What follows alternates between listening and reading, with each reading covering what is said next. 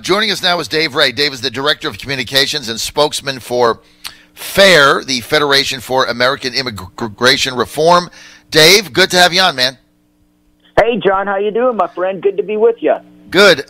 Sorry we're a little delayed here. I got behind on some stuff, but you guys put a statement out. I just wanted to get into this a little bit. Yesterday, DHS Secretary Kirstjen Nielsen testified before a congressional committee declaring that illegal immigration is spiraling out of control. Can you share, Dave Ray, some of the numbers?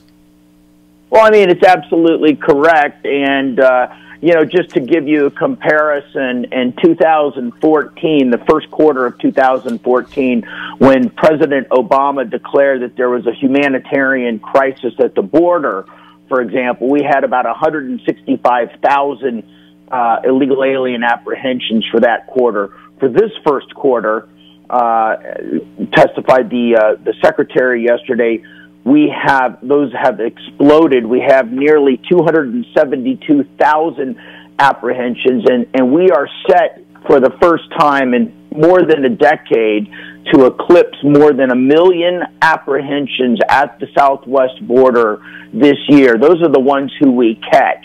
For everyone who's not caught, they estimate that one comes in. But for anybody who denies that there's a humanitarian and public safety crisis at the border, they are absolutely playing ostrich. The secretary yesterday talked about the human carnage created by the smugglers who are enticing people to spend their life savings to try to come here to skirt our immigration laws. 31% of women are being sexually molested on the way up. 17% of men. The secretary yesterday said they are now regularly administering rape kits to girls 10 years and over. So this is not the way to bring people to the United States. It's caused primarily by two things: the ease at which they can get into the country because the lack of a border wall in key areas and deterrent structures along other parts of the border, and then these loopholes in our asylum laws that are so easily exploited that virtually anyone with a child will not only be admitted into the United States and join a backlog of 1 million people waiting to have their cases heard, but they will be released into the interior, hence the word catch and release. So Congress's inaction has created a real crisis on the border. The Border Patrol can't manage this. They are being overwhelmed, and things are at a breaking point. Dave, let me ask you this. You mentioned that there's a one-to-one relationship between those illegals that are apprehended at the border and those that are not. Is that, do you have solid stats on that?